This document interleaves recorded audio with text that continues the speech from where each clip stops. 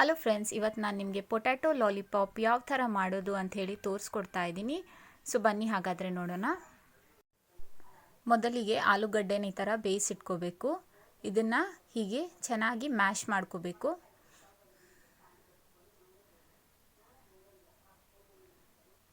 ಗಂಟಿಲ್ಲದೆ ಚೆನ್ನಾಗಿ ಮ್ಯಾಶ್ ಮಾಡ್ಕೊಳ್ಳಿ ಈ ಥರ. ಇವಾಗ ಇದರಲ್ಲಿ 3 ಸ್ಪೂನ್ ಕಾರ್ನ್ಫ್ಲವರ್ನ ಹಾಕ್ಕೊಳ್ತಾ ಇದ್ದೀನಿ.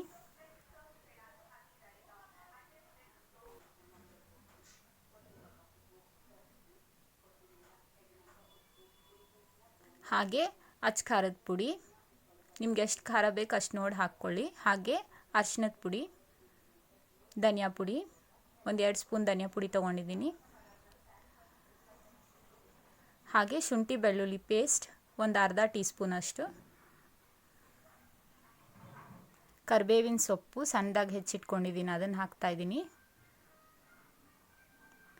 ಹಾಗೆ ಕೊತ್ತಂಬರಿ ಸೊಪ್ಪು ಸಣ್ಣದಾಗಿ ಹೆಚ್ಚಿರುವಂಥದ್ದು, ಈರುಳ್ಳಿ, ಒಂದು ಈರುಳ್ಳಿನ ತೊಗೊಂಡಿದ್ದೀನಿ.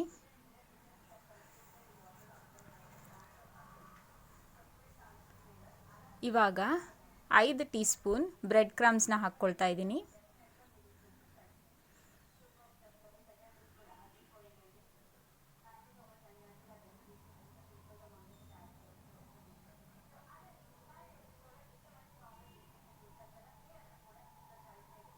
ಹಾಗೆ ರುಚಿಗೆ ತಕ್ಕಷ್ಟು ಉಪ್ಪು.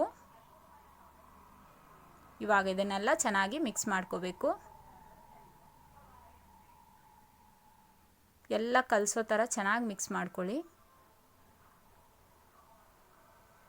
ನೋಡಿ ಈ ಥರ. ಇವಾಗ ಇದಾಗಿದೆ. ಇವಾಗ ಮತ್ತೊಂದು ಕಡೆ ಮೈದಾ ಹಿಟ್ಟನ್ನು ತಗೊಂಡು ಅದರಲ್ಲಿ ಸ್ವಲ್ಪ ಆಗಿ ನೀರನ್ನು ಹಾಕ್ಕೊಂಡು ಗಂಟಿಲ್ಲದೆ ಇದನ್ನು ಲಿಕ್ವಿಡ್ ಥರ ಮಾಡ್ಕೊಳ್ಳಿ.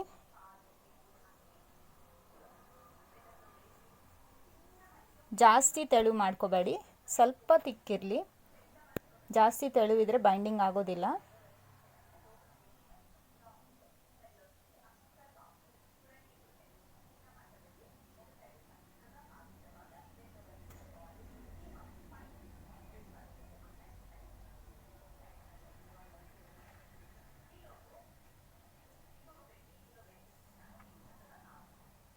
ಫ್ರೆಂಡ್ಸ್, ಇವಾಗ ಇದಾಗಿದೆ.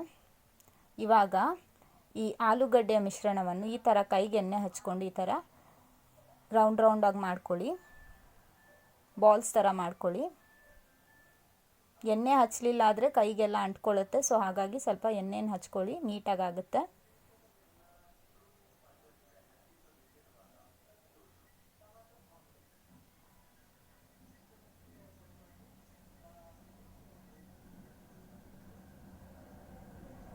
ಈ ಥರ ಎಲ್ಲನೂ ಬಾಲ್ಸ್ನ ರೆಡಿ ಮಾಡ್ಕೊಳ್ಳಿ.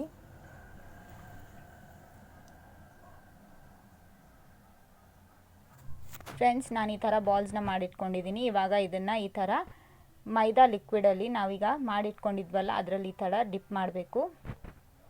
ಹೀಗೆ ಮಾಡೋದ್ರಿಂದ ಚೆನ್ನಾಗಿ ಬೈಂಡ್ ಆಗುತ್ತೆ. ಹಾಗೆ ಇದ್ರ ಮೇಲೆ ಬ್ರೆಡ್ ಕ್ರಮ್ಸ್ನ ಹಾಕ್ಕೊಳ್ಳಿ. ಈ ಥರ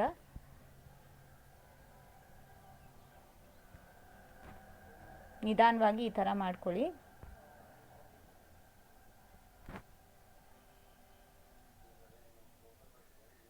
ಒಂದೊಂದಾಗಿ ಎಲ್ಲ ಈ ಥರನೇ ಮಾಡ್ಕೊಳ್ಳಿ.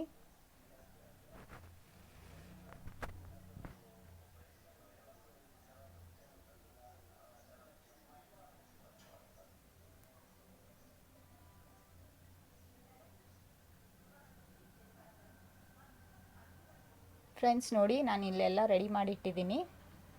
ಇವಾಗ ಇದನ್ನು ಫ್ರೈ ಮಾಡ್ಕೊಳ್ಳೋಣ. ಫ್ರೈ ಮಾಡೋದಕ್ಕೆ ಎಣ್ಣೆನ ಬಿಸಿ ಮಾಡಿದ್ದೀನಿ. ಅದರಲ್ಲಿ ಇದನ್ನು ಒಂದೊಂದಾಗಿ ಬಿಡಬೇಕು.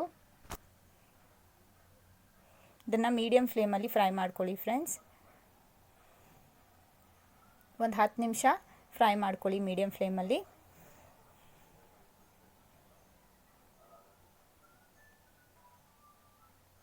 ಜಾಸ್ತಿ ತಿರುಗಿಸೋಕೆ ಹೋಗಬೇಡಿ, ಯಾಕಂದರೆ ಮುರಿದೋಗುತ್ತೆ. ನಿಧಾನವಾಗಿ ತಿರುಗಿಸಿ.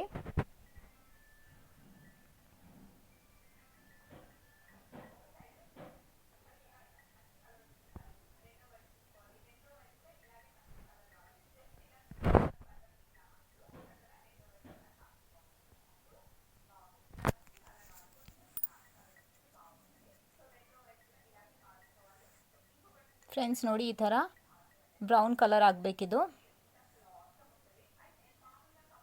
ನೋಡಿ ಇವಾಗ ಇದಾಗಿದೆ.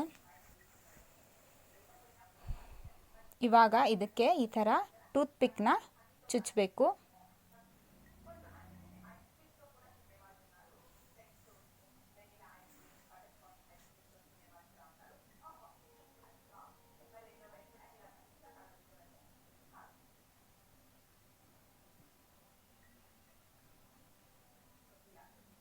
ನೋಡಿ ಫ್ರೆಂಡ್ಸ್, ಫೈನಲಿ ನಮ್ಮ ಪೊಟ್ಯಾಟೊ ಲಾಲಿಪಾಪ್ ರೆಡಿ ಆಗಿದೆ.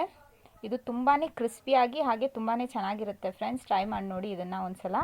ಹಾಗೆ ನೀವು ಟ್ರೈ ಮಾಡಿದರೆ ಇದನ್ನು ಹೇಗಿದೆ ಅಂತ ನನಗೆ ಕಮೆಂಟ್ ಮಾಡಿ ತಿಳಿಸಿ. ಹಾಗೆ ನನ್ನ ವಿಡಿಯೋ ಇಷ್ಟ ಆಗಿದ್ರೆ ವಿಡಿಯೋನ ಲೈಕ್ ಮಾಡಿ, ಹಾಗೆ ಶೇರ್ ಕೂಡ ಮಾಡಿ. ಸೊ ಹಾಗಾದರೆ ಇವತ್ತಿನ ವಿಡಿಯೋದಲ್ಲಿ ಇಷ್ಟೇ ಫ್ರೆಂಡ್ಸ್. ಮುಂದಿನ ವಿಡಿಯೋದಲ್ಲಿ ಮತ್ತೊಂದು ಹೊಸ ರೆಸಿಪಿಯೊಂದಿಗೆ ಸಿಗೋಣ. ಅಲ್ಲಿವರೆಗೂ ಟೇಕ್ ಕೇರ್ ಆ್ಯಂಡ್ ಬಾಯ್.